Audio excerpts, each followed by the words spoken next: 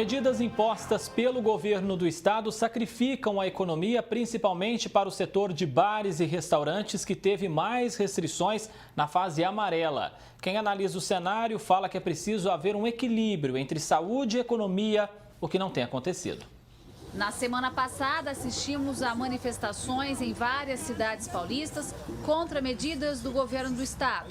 A sociedade civil começou a se organizar para mostrar que as regras não são justas e muito menos coerentes. O que o governador Dória está cometendo é um verdadeiro crime contra a população brasileira. Isso não existe e não cabe num país democrático como o nosso. O desabafo do presidente da Associação Brasileira de Produtores de Soja foi sobre o aumento da cobrança de ICMS. Eles se reuniram em um movimento chamado Tratoraço para pedir a revogação do reajuste.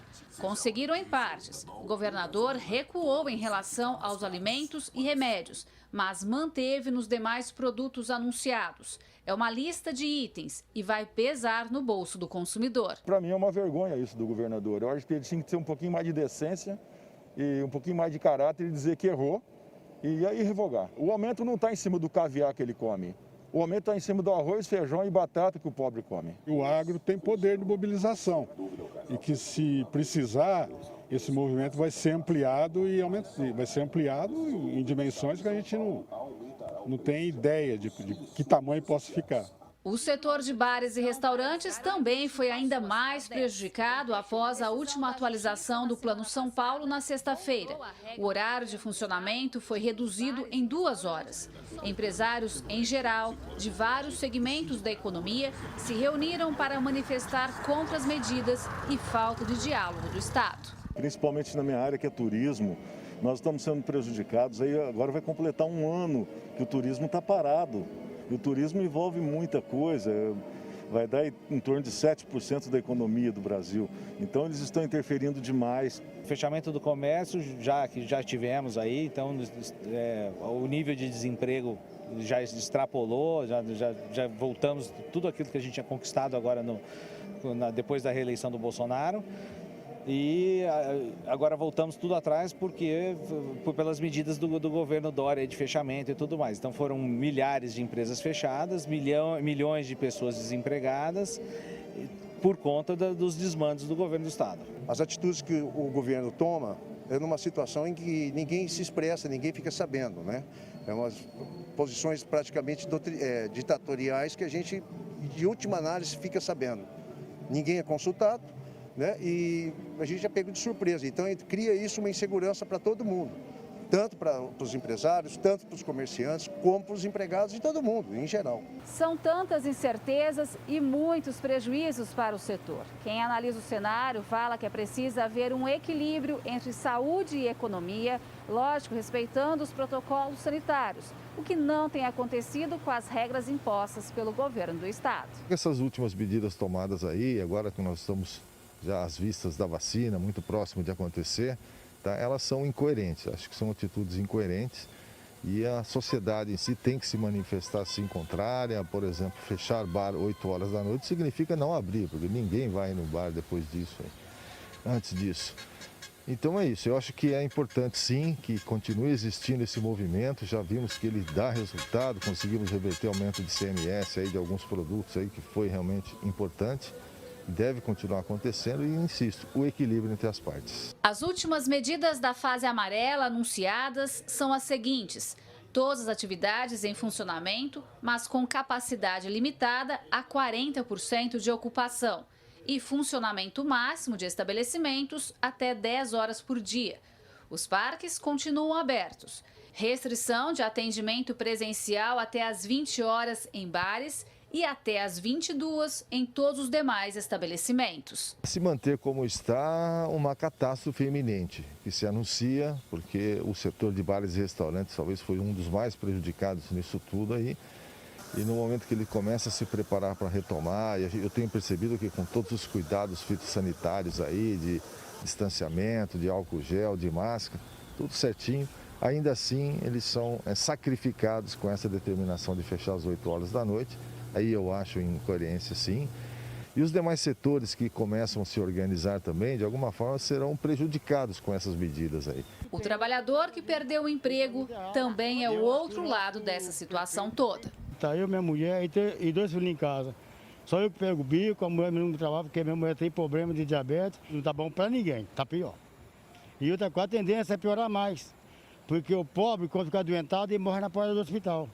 O rico tem convênio, ele vai. E o pobre? O pobre vai ajudar e volta deitado no caixão. Gislene Lopes para o Jornal da Clube. A Thaís Mantuani está ao vivo com a gente agora e tem outras informações. Thaís? Pois é, André, o ano já começou com manifestações no setor produtivo. E desse assunto eu falo agora com o professor em administração, Rodrigo Lemes. É provável, então, que a política de combate à pandemia seja feita em 2021, assim como foi feita em 2020, sem ouvir o cidadão? Boa tarde. Boa tarde. A gente tem visto em alguns lugares do Brasil, por exemplo, Manaus, Búzios, algumas cidades do interior de Minas Gerais, algumas pessoas, alguns grupos enfrentando decisões absurdas. Então, a forma com que a população tem se manifestado tem sido assim, na marra, né? Quase que no grito. E surtiu efeito. Isso significa que elas não estavam participando desse processo decisório, sequer de um processo opinativo antes. Quando atingiu suas fontes de renda, suas estruturas produtivas, elas foram reclamar. Então foi o exemplo de Manaus, né, quando estava prejudicando muito a Zona Franca, Búzios, quando foi decretado um lockdown extremo, inclusive com uma expulsão dos turistas em 72 horas sendo prevista. As pessoas reagiram. A sociedade não está mais aguentando, a corda esticou demais e a gente sabe que o lockdown tem aí muitas críticas, ele não tem, cientificamente não tem sido comprovado uma ferramenta eficiente. E são diferentes representantes de classe convocando o trabalhador a reagir. Será que o setor privado não tem mesmo alternativas e estratégias úteis para o enfrentamento da crise? Tem. O setor privado, ele reagiu rapidamente a todas as necessidades de mudança que se impuseram. Pequenas, grandes, médias empresas mudaram técnicas de venda, mudaram os seus canais de distribuição, realocaram o seu pessoal, adaptaram o cardápio, os mix de produtos. O setor privado deu uma resposta rápida. Acontece que o setor público, especialmente o governo do estado de São Paulo, tem agido de uma maneira completamente fora de qualquer normalidade, com as regras mudando a todos os momentos, com itens impraticáveis, sem qualquer tipo de explicação prévia, de explicação razoável sobre as decisões que têm sido tomadas. E, portanto, esse quadro, né, esse quadro geral, ele é muito negativo. Mas se você deixar as empresas voltarem a trabalhar, seguindo os protocolos de saúde, de distanciamento social, que já estão sendo cumpridos, o setor privado daria conta rapidamente de dar uma resposta. Essa falta de previsão segura, com a mudança das regras de semana a semana, pode ser tão prejudicial quanto o fechamento total nas atividades? Sim, porque você esgarça, né? As empresas não são como um carro que você coloca uma chave, gira da partida e ele sai andando e ocorre tudo bem. Não, as empresas precisam de fluxo, né? Você precisa de estoque, você precisa de fornecedor, precisa de ter dinheiro em caixa para pagar as obrigações mais imediatas, as de longo prazo. E essas interrupções a todo momento desestruturam esse fornecimento adequado, esse correto fornecimento das empresas.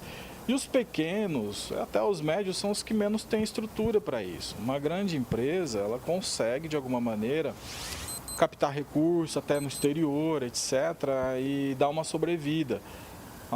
Tanto é que você não tem visto, infelizmente, grandes empresas se posicionando contra os arbítrios do governo. As pequenas e médias sofrerão mais.